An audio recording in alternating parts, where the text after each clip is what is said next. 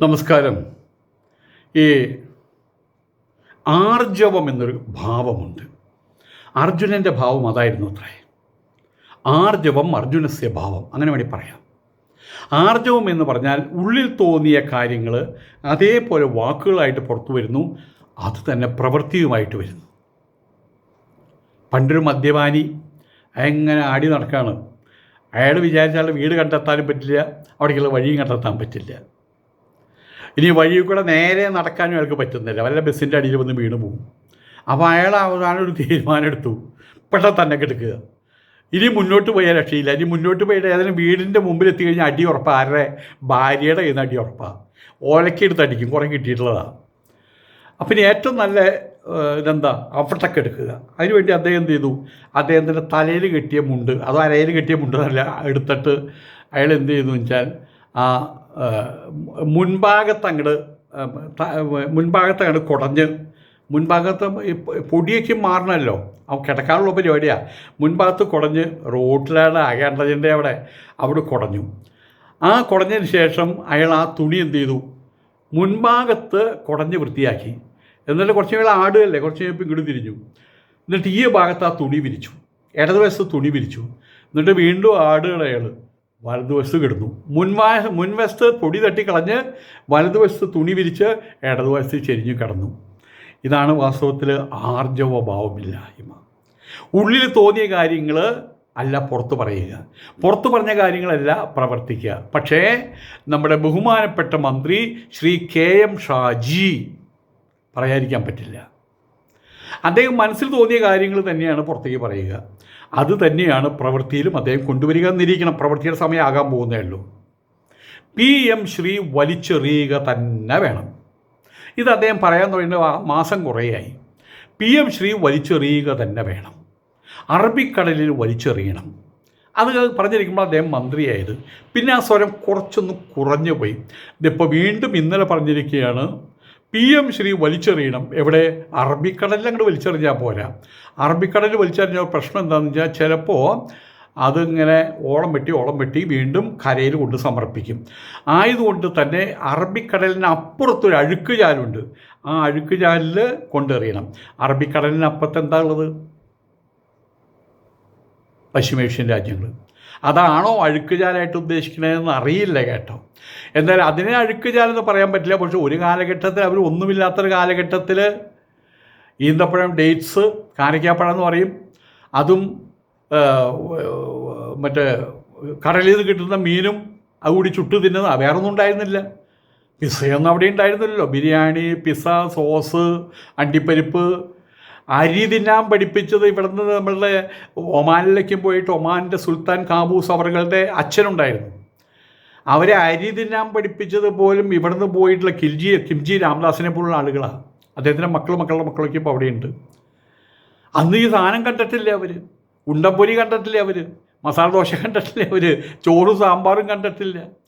അങ്ങനെ ജീവിച്ചിരുന്ന കാലഘട്ടത്തിൽ വേണമെങ്കിൽ പറയാം അതൊരു മാലിന്യക്കുഴിയായിരുന്നു എന്ന് പറയാം. അങ്ങനെ പറയാൻ പാടില്ല. അന്ന് അവർ കഷ്ടപ്പെട്ട് ജീവിച്ചിരുന്നവരാണ്.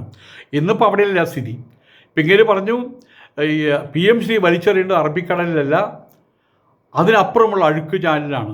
അതിനപ്പുറമുള്ളത് അറേബ്യൻ കൺട്രീസാണ്. അതുപോലെ അഴുക്കുചാലല്ല കേട്ടോ. ഇനി അതാണ് ഉദ്ദേശിച്ചെങ്കിലും അത് അംഗീകരിച്ചു കൊടുക്കാൻ പറ്റില്ല. കാരണം അവിടുത്തെ ഭരണകർത്താക്കൾ പോലും എന്തിനാലും ഒമാനിലെ ഹിസ് മജസ്റ്റി സുൽത്താൻ കാബൂസ് ഇന്ത്യയിൽ വന്ന് പഠിച്ചിട്ടുണ്ട്, പഞ്ചഗനിയിൽ വന്ന് പഠിച്ചിട്ടുണ്ട്.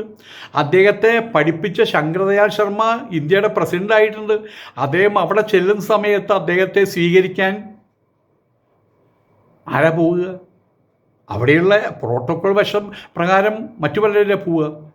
സ്വന്തം കാറ് സ്വയം ഓടിച്ച് ഡ്രൈവറുടെ സീറ്റിലിരുന്നു കൊണ്ട് അവിടേക്ക് പോകുന്നു സുൽത്താൻ കാബൂസ്. എല്ലാവരും അയ്യോ ഇതെന്താ കഥ, ആർക്കും മനസ്സിലാവണില്ല.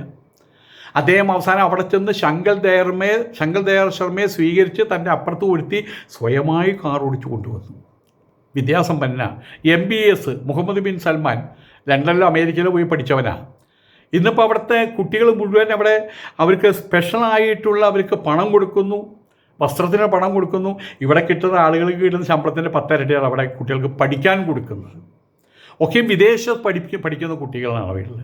പഠിപ്പിൻ്റെ കാര്യത്തിൽ ഇന്നിപ്പോൾ ഇവിടെയുള്ള ഞാൻ നമ്മുടെ ശ്രീകണ്ഠൻ നായരുണ്ട്, 24-ൻ്റെ ശ്രീകണ്ഠൻ നായർ SKN. ഒരു യാദൃശ്യമായിട്ട് അദ്ദേഹത്തിൻ്റെ മകനെ ഞാൻ ഒരു എയർപോർട്ടിൽ വെച്ച് ഞാൻ പരിചയപ്പെട്ടു. പിന്നീട് ഒക്കെ ഇവിടെയും വെച്ച് പരിചയപ്പെട്ടിട്ടുണ്ട്, റെയിൽവേ സ്റ്റേഷനിലും വെച്ച് പരിചയപ്പെട്ടിട്ടുണ്ട്. അന്ന് ചോദിച്ചു വന്നപ്പോൾ അദ്ദേഹത്തിൻ്റെ ആ രീതി കണ്ടപ്പോൾ, മകൻ്റെ രീതി കണ്ടപ്പോൾ എനിക്ക് സംശയം തോന്നി, എവിടെയാണ് പഠിച്ചതെന്ന് നേരിട്ട് ചോദിക്കാൻ പറ്റില്ലല്ലോ. ചിലപ്പോൾ അത് ബുദ്ധിയോ എവിടെയാണ് പഠിച്ചത് എന്നൊക്കെ ചോദിച്ചാൽ അവർ അങ്ങനെ എടുത്താലോ മോശമാവില്ലേ. പറഞ്ഞ് ചോദിച്ച് എന്തൊക്കെയോ പറഞ്ഞ് കാര്യം ഗ്രഹിച്ചു. ദുബായിലാണ് പഠിച്ചത്, അതിൻ്റെ അറിവുണ്ട് എന്നർത്ഥം. അപ്പോൾ അവരെന്ന് പറഞ്ഞ ഉടനെ 1600 വർഷം മുമ്പുള്ള ഒരു പ്രാകൃത കാലഘട്ടത്തിൽ, ജാഹിലിയ കാലഘട്ടത്തിൽ ആളുകൾ ഓടിപ്പിച്ച് കൊണ്ടുവല്ല ചെയ്യുന്നത്. വിശ്വാസമായിട്ട് നിൽക്കുന്നുണ്ട്. പക്ഷേ കാലധർമ്മത്തിനും ദേശധർമ്മത്തിനും അനുസരിച്ച് തങ്ങളുടെ കുട്ടികളെ ഉന്നത വിദ്യാഭ്യാസം കൊടുത്ത് പഠിപ്പിക്കുകയാണ് ചെയ്യുന്നത്.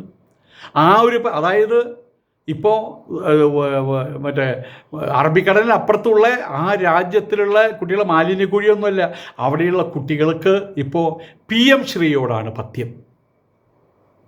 അവിടെയുള്ള കുട്ടികൾക്ക് PM ശ്രീയോടാണ് പഥ്യം. അവിടെയുള്ള ദുബായിലോ അല്ലെങ്കിൽ എമിറേറ്റ്സിലോ അല്ലെങ്കിൽ ഖത്തറിലോ കുവൈറ്റിലോ അല്ലെങ്കിൽ സൗദിയിലുള്ള കോളേജുകളിലോ സ്കൂളുകളോ പഠിക്കുന്നു. അത് കഴിഞ്ഞാൽ കൂടുതൽ ഉപരിപഠനത്തിനായിട്ട് അവർ പോകുന്നത് എവിടേക്കാണ്? അമേരിക്കയിലേക്കും അങ്ങനെയുള്ള സ്ഥലങ്ങളിലേക്കാണ് ഉപരിപഠനത്തിന് അവർ പോകുന്നത്. ന്യൂസിലാൻഡിലേക്കും ഓസ്ട്രേലിയയിലേക്കാണ് പോകുന്നത്. അത് തന്നെയാണ് ഈ PM ശ്രീ എന്ന് പറയുന്നത്. അത് മാത്രം വെച്ചിട്ട് മുന്നോട്ട് പോയാൽ മതി. ഒന്നത്തെ കുട്ടികൾ അതാണോ പഠിക്കുന്നത്? ഞാൻ 1ാം ക്ലാസ്സിൽ പഠിക്കുമ്പോൾ ഒരു പുസ്തകമാണ്, ഒറ്റ പുസ്തകം. ഒരു പുസ്തകം ഇടിഞ്ഞു പൊളിഞ്ഞൊരു സ്ലേറ്റും. അത് കഴിഞ്ഞ് 2 പുസ്തകമായി. SLCക്ക് പഠിക്കുമ്പോൾ അന്നത്തെ പീരീഡ് നോക്കി കൊണ്ടുവന്ന പുസ്തകങ്ങളാണ് 4 5 പുസ്തകമുള്ളൂ. ഇന്നിപ്പോൾ ചന്ദ്രനിൽ പോകുന്ന പോലെ കുട്ടികൾ പോകുന്നത്. അതിൻ്റെ ഗുണമുണ്ട്. പഴയകാല തലമുറയുടെ പോലെയല്ല. പഴയകാല തലമുറയ്ക്ക് എനിക്കൊക്കെ കിട്ടിയ മാർക്കിൻ്റെ കാര്യം ഞാൻ അവിടെ പറയുമ്പോൾ ലജ്ഞാവഹമാണത് എനിക്ക്. എന്നിട്ട് പോലും എല്ലാ കോളേജിൽ നിന്നും, ക്രൈസ്റ്റ് കോളേജിൽ നിന്നും, സെൻറ് തോമസ് കോളേജിൽ നിന്നും, ശ്രീകാരണമ്മ കോളേജിൽ നിന്നൊക്കെ എനിക്ക്, എലത്തുരുത്ത് കോളേജിൽ നിന്നൊക്കെ എനിക്ക് ലെറ്റർ വരികയാണ് ഇവിടെ വന്ന് ചേരാൻ പറഞ്ഞിട്ട്. ഇപ്പോൾ 100ക്ക് 101 മാർക്ക് കിട്ടിയാലും ക്യൂ നിൽക്കാൻ പറയും. ഞങ്ങൾ വിളിക്കുമ്പോൾ വന്നാൽ മതി എന്ന് പറയും. ആ ഒരു പുരോഗമനം നമ്മുടെ കുട്ടികൾക്കുണ്ട്. അന്ന് കയറി പറഞ്ഞ ഡ്രസ്സും അതൊക്കെ ആയിട്ട് വരുന്ന കുട്ടികൾ ഇന്ന് കാർ ടു കാർപ്പറ്റ് ലൈഫാണ് നയിക്കുന്നത്. അതിൻ്റെ പുരോഗമനമുണ്ട്. ഇനിയും അത് പോരെന്ന് പറയുന്ന പത്മശ്രീയെ വലിച്ച് എറിയേണ്ടത് മാലിന്യക്കുഴിയിലാണെന്ന് പറയുമ്പോൾ അതാര് പറഞ്ഞാലും, KM ഷാജി പറഞ്ഞാലും അറിവില്ലാണ്ട് പറയുന്നതേ പറയാൻ പറ്റുള്ളൂ. തൽക്കാലം ഇത്ര മാത്രമേ ഉള്ളൂ. വോട്ടിന് വേണ്ടിയിട്ട് അവരൊന്ന് ട്വിസ്റ്റ് ചെയ്ത് പറയുന്നു മാത്രം. അവരുടെ കുട്ടികളെ അവർ ദുബായിൽ പഠിപ്പിക്കും. കാരണം എന്താ? അവർക്ക് പത്മശ്രീ വേണം, അല്ല PM ശ്രീ അവർക്ക് വേണം. ഇവിടെ PM ശ്രീ ഇല്ലെങ്കിൽ PM ശ്രീ ഉള്ള സ്ഥലങ്ങളുണ്ട്. ഇന്ത്യയിൽ എല്ലായിടത്തും പോയാൽ PM ശ്രീ ഉണ്ട്. അവിടെ വിട്ടു പഠിപ്പിക്കും, കാര്യം കഴിഞ്ഞില്ലേ. ഇവിടെയുള്ള ആൾക്കാർ പറയും PM ശ്രീ കടത്തരുത്, PM ശ്രീ കടത്താൻ പാടില്ല, നമുക്ക് യാതൊരു പുരോഗമനം വേണ്ട, നമ്മൾ അഴുക്കായ അതിൽ കിടന്നാൽ മതി എന്ന് പറയും. അതൊരു തന്ത്രം. ഏതായാലും ഈ വിഷയത്തിൽ നിലപാട് വ്യക്തമാക്കി വീണ്ടും പറഞ്ഞു. PM ഷാജി, KM ഷാജി ഇങ്ങനെ പറയുന്നുണ്ട്, ഞാൻ പറഞ്ഞവിടുത്ത് ഉറച്ചു നിൽക്കുന്നു, PM ശ്രീ പറ്റില്ല, അറബിക്കടലിന് അപ്പുറത്തുള്ള അഴുക്ക് ചാലിൽ വലിച്ചെറിയും എന്ന് പറഞ്ഞു. ഇത് പറയാൻ ബാക്കിയുള്ളവർക്ക് ധൈര്യമുണ്ടോ? അതൊരു ചോദ്യമാണ്. ഇത് പറയാൻ മറ്റുള്ളവർക്ക് ധൈര്യമുണ്ടോ? മറ്റുള്ള നേതാക്കന്മാർക്ക് ധൈര്യമുണ്ടോ? ലീഗിൻ്റെ നേതാക്കന്മാർക്ക് ധൈര്യമുണ്ടോ? അതില്ല. അവിടെയാണ് KM ഷാജി വേറിട്ട് നിൽക്കുന്നത് എന്നർത്ഥം. അദ്ദേഹം ഉള്ളിൽ നിന്നുള്ള കാര്യങ്ങൾ അയാൾ തുറന്നു പറഞ്ഞു. അതൊരു നല്ല കാര്യമാണത്. അഴുക്ക് ചാലിൽ വലിച്ചെറിയണം, ഇതാണ് അദ്ദേഹം പറഞ്ഞത്. ഉത്തരവാദിത്തത്തിൽ നിൽക്കുമ്പോൾ നമുക്ക് മാത്രമായിട്ട് ഒന്നും ചെയ്യാനാവില്ലെന്നും തൻ്റെ വകുപ്പായിരുന്നെങ്കിൽ PM ശ്രീ താൻ തടഞ്ഞേനെന്നും അദ്ദേഹം പറയുന്നു. ഇത് ഈ പറയുന്നതിന് അർത്ഥമില്ല കേട്ടോ. കാരണം ഇവിടെ പരസ്പരം എല്ലാവരും കൂടിയിട്ടാണ് അധികാരം. അതായത് റോഡ് വികസന മന്ത്രി ഉണ്ടെന്ന് വിചാരിക്കട്ടെ, ആ കാര്യത്തിൽ വേറെ ആരും ഇടപെടില്ല. അങ്ങനെ പറ്റൂ? ഇതെല്ലാം ഇൻ്റർ കണക്റ്റഡാണ്, പരസ്പരാശ്രയമുള്ളതാണ്. ആയതുകൊണ്ട് ഷാജിക്ക് ഇത് പറഞ്ഞ് ഒഴിവാകാൻ പറ്റില്ല. എൻ്റെ വകുപ്പല്ല, ഞാൻ എന്ത് ചെയ്യുന്നു പറഞ്ഞിട്ട് ഒഴിവാകാൻ പറ്റില്ല. പറ്റും, രാജിവെച്ച് പോക്കൂടെ? അത്ര വിഷമമുണ്ടെങ്കിൽ. ഏതായാലും കഴിഞ്ഞ ദിവസം ഇവിടെ കണ്ണൂരിൽ യൂത്ത് ലീഗ് നടത്തിയ ഫ്രീഡം ടോക്ക് പരിപാടിയിലായിരുന്നു അദ്ദേഹത്തിൻ്റെ പരാമർശം. യൂത്ത് ലീഗിനെ സംബന്ധിച്ചിടത്തോളം അവർ വിറങ്ങലിച്ച് നിൽക്കുകയാണ്. അവരാണ് ആ അധികാരം കിട്ടിയപ്പോൾ അവിടെ പാടിയത് ലീഗ് ഭരിക്കും കേരളത്തിൽ, ലീഗ് പറയും നിയമങ്ങളെന്ന്. എനിക്കെതിരെ കേസ് കൊടുത്ത് യൂത്ത് ലീഗാണെന്ന് പറയുന്നു. അതിൻ്റെ ആളെയൊന്നും എനിക്കറിയില്ല. അപ്പോൾ അവരാകെ തരിച്ചു നിൽക്കുകയാണ്, ഒന്നും ചെയ്യാൻ കഴിയുന്നില്ല എന്നുള്ള രീതിയിൽ. ഈ അധികാരം കിട്ടിയപ്പോൾ അവരെന്തൊക്കെ മലമറയ്ക്കുന്നു വിചാരിച്ചു, ഒന്നും ചെയ്യാൻ കഴിയുന്നുള്ളവർ. അപ്പോൾ അവരെ ഒന്ന് മൂട്ടിൽ തട്ടി ഒന്ന് ഉണർത്തുക എന്നൊരു ഉദ്ദേശം മാത്രമാണ് KM ഷാജിക്കുള്ളൂ. അതിനുവേണ്ടി എന്ത് പറഞ്ഞു?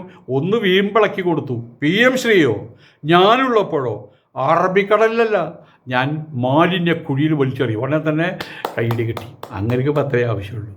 PM ശ്രീയുമായിട്ട് ബന്ധപ്പെട്ട് വലിയ ചർച്ചയായ വിഷയം അറബിക്കടലിലേക്ക് എറിയണമെന്ന് പറഞ്ഞതാണ്. എൻ്റെ വകുപ്പുമായിട്ട് ബന്ധപ്പെട്ട കാര്യമല്ല ഇത്.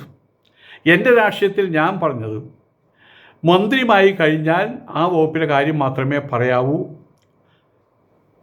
അങ്ങനെയില്ല. മുഖ്യമന്ത്രിമാരെല്ലാവരും അന്യോന്യം ഇൻ്റർ കണക്റ്റഡാണ്. അധികാരം വന്നതിനാൽ അത് അറബിക്കടലിലല്ല, അതിനപ്പുറത്തേക്ക് ഒരു അഴുക്ക് ചാലുണ്ടിയിലായിരിക്കും വലിച്ചെറിയേണ്ടതാണെന്ന് പറയും.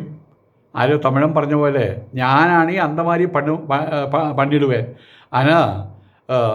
ഞാൻ നനച്ചാൽ കടുവ വരുമ്പോൾ അല്ലെങ്കിൽ പുലി വരുമ്പോൾ അതിനെ ആസനദ്വാരത്തിൽ കൂടെ കൈയിട്ടിട്ട് ഞങ്ങളുടെ വലിച്ച് അകംപുറം മറക്കിത്രേ. അപ്പോൾ എന്താ ചെയ്യാത്തത്? ഞാൻ നനച്ചാൽ പണ്ണു മാട്ടേൻ, ഞാൻ നനയ്ക്കു മാട്ടേൻ, ഉയിർ പോനാലും നനയ്ക്കു മാട്ടേൻ എന്ന് പറഞ്ഞ പോലെയാണ് ഇപ്പം ഇങ്ങനെ പറയണത്. ഞാനാണ് ഇതിൻ്റെ മന്ത്രിയെങ്കിൽ ഞാനിതിൽ അഴുക്ക് ചാലിലേക്ക് വലിച്ചെറിഞ്ഞത്. പക്ഷെ ഇപ്പോൾ ഞാനല്ലല്ലോ മന്ത്രി. ഈ എടുക്കുന്ന തീരുമാനം ഈ മന്ത്രിക്കും ബാധകമാണെന്ന് മനസ്സിലാക്കണം. UDF മുഴുവൻ ബാധകമാണെന്ന് മനസ്സിലാക്കണം. അപ്പോൾ ഏതായാലും കാര്യത്തിൽ അഭിപ്രായ വ്യത്യാസമൊന്നുമില്ല, അഭിപ്രായം മാറ്റാനും പോകുന്നില്ല. എൻ്റെ അഭിപ്രായം കടിച്ചാൽ പൊട്ടത്തെ ഇരുമ്പൊലക്കായിട്ട് എൻ്റെ കയ്യിലിരിക്കും. UDF എടുക്കുന്ന തീരുമാനത്തിൻ്റെ ഒപ്പം നിൽക്കുകയും ചെയ്യുന്ന അർത്ഥം അങ്ങനെ. ആ അച്ചിയും വേണം, ഈ അച്ചിയും വേണം, അത്ര മാത്രമേ ഉള്ളൂ. ഒരു ഉത്തരവാദിത്വം ഏറ്റെടുത്ത് നിൽക്കുമ്പോൾ നമുക്ക് മാത്രമായിട്ട് ഒന്നും ചെയ്യാൻ കഴിയില്ലല്ലോ മക്കളെ. ആയതുകൊണ്ട് തന്നെ PM ശ്രീ അതിനോടുള്ള ഈർഷ്യ ഞാൻ മാറ്റില്ല. പക്ഷെ അത് നടപ്പാക്കുന്ന കാര്യത്തിന് വേണ്ടിയിട്ട് UDF തീരുമാനം എടുത്തു കഴിഞ്ഞാൽ മക്കളെ ഞാൻ അതിൻ്റെ ഒപ്പം നിൽക്കാൻ ബാധ്യസ്ഥനാണ്. ഞാൻ പറഞ്ഞത് ശരിയല്ലേ? അപ്പോൾ അതിനും കൈയടിച്ചു ആൾക്കാർ, അത്രമാത്രം. നമസ്കാരം.